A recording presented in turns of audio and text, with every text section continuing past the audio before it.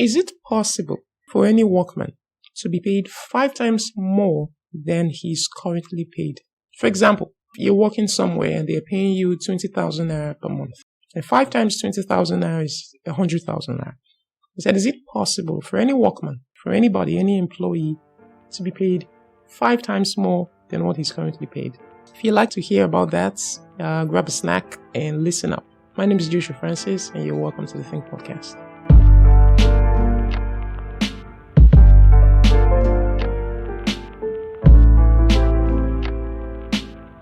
Hi guys, name is Joshua Francis, and today we're talking about something quite simple and straightforward. It's actually an idea from Rohn. Jim was the one that said this.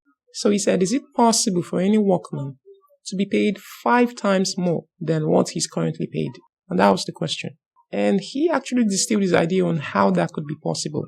Now, the workman is actually anybody that is in the marketplace, anybody that is employed in a company, in an institution, an organization, whatever the case might be. Now, when you talk about something like this, rationally, you would want to think, how long will it take him to do something like that? Within how long? What's the time frame?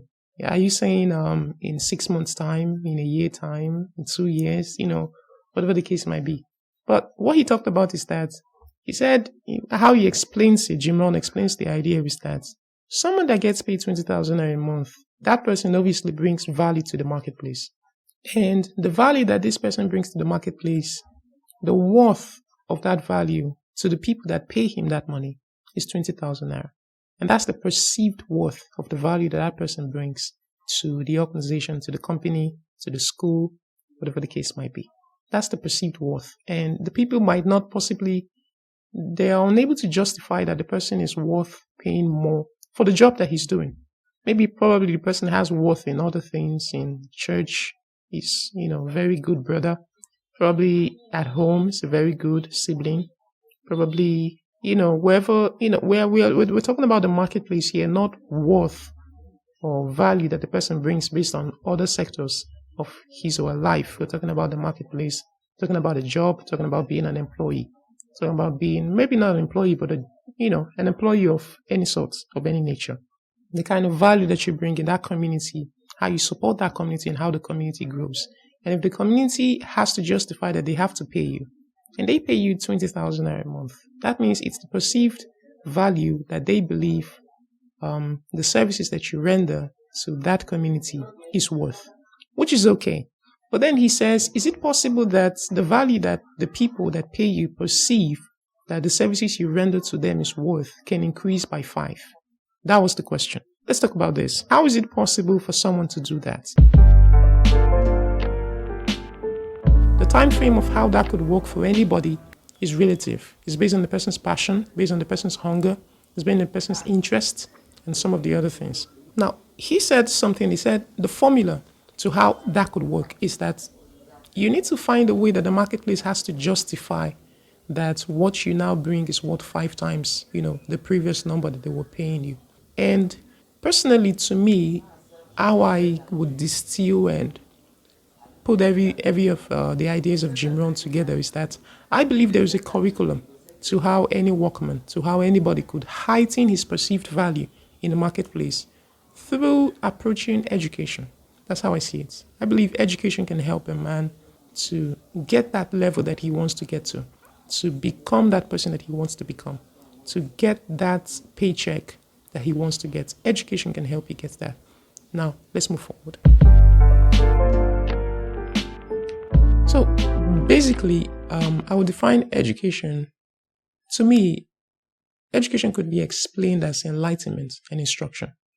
Profoundly, in my opinion, the educated will be the enlightened and the instructed. Now, what I mean by that is that the educated are this set of people who have been made to understand the workings of a particular discipline through exhausting a provided curriculum. Now, I like that word curriculum. I don't just know. Now, I see it as, for example, with organized institutions like schools, one has to exhaust, the curriculum within a defined period of time, months or years, for example, in the university. But in today's world, with distant learning, the educational curriculum is kind of self-paced, if I would put it that way. You can stop your class, go to work, do something, attend to a chore, whatever the case might be, and come back later, come back weeks later, come back hours later. That's the environment of self-paced learning. Now, when I say curriculum, let me try to explain. For example, if you know of a secondary school, a high school, let's say 12 weeks is a term, a semester. And within that 12 weeks, it gets broken down into each week. Each week, there is a scheme of work that has to be exhausted before we would say, yay, the week has ended successfully. No teacher really wants to carry the load of one week to the other week. It's going to be a lot stressful because you have to merge different topics together. There is a particular topic for, let's say, for example, mathematics that you have to cover within a week. And if you can't cover that within a week, you have to, it has to trickle down into the other week, which will become more stressful. You don't have much time. The time is limited, so there is a curriculum, a certain amount of work that you have to exhaust within a certain limit of time. And that's what a curriculum is. Now, based on the curriculum, from what I know of the educated, is that there is a clear distinction of the individual dexterity and proficiency with regards to the particular school's curriculum, the exhaust and the personal interest to learn. And this education is what exactly enlightens the mind and instructs the character of people. It is, to my opinion, the primary contributor to the perceived value people are able to contribute to the marketplace. And in response, the marketplace reciprocation to compensate that value for what they believe it's worth. And I think that's actually it. Education based on how it could help improve the value of a workman, the value of an employee, the value that any human being can bring to a community to make that community grow, to make that community better, to make that institution grow, to make that institution better. Education can help that man get there.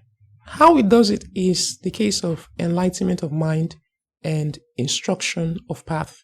Now, I've said before that the education is what exactly enlightens the mind of anybody. It will enlighten your mind in understanding the dynamics of how things work, in understanding the mechanics, of how science of things work, of how business works, of how psychology works. And it will help you to think aright. It will order your thought patterns. It will order your thinking. It will order your mind, how you perceive things, how you can arrange your thoughts and put, one and one together to make sure that it equals two. It will create structure and organization to the mind of a person. And the second thing is that it will instruct the character of that person, of a people that subject themselves to education. Education instructs the character. So any man that would submit to the power of it, it has power, I would say. It has power to enlighten and it has power to instruct. Now, if a man subjects himself to be instructed, for his character to be instructed by education, everything changes. The moment he starts learning some kind of things, reading some kind of books, his character begins to change. The way he approaches problems will change. The way he sees things will change. He or she sees things will change. The way they perceive things will change. The way they understand things will change. The way they interpret things to change. That's a consequence of the mind being enlightened, and the way they respond to circumstances will change. Their character also has been affected because of their mind. Now, there's a Bible verse that says, out of the abundance of the heart, the mouth will speak. And it actually happens in different aspects of life. You could explain that from the abundance of the mind, for example, the mind being enlightened so much, it will actually make the character to speak. The character of a person will speak based on the level of enlightenment that the mind has, based on the level of light that the mind has been able to accumulate. It will shine forth in the character of that person. And the character will beam based on the products that person is able to create, based on the tools that person is able to bring up, based on the level of entrepreneurship and resourcefulness that person is able to bring up as a result of their mind being enlightened, as a result of their character being drifted in a way that can lead to productivity. So when a marketplace perceives the increased level of mind, the increased enlightenedness in mind, and the difference in character that produces resourcefulness, that produces, productivity, and an increased level of productivity, increased level of insight, increased capacity to build, to instruct, to lead.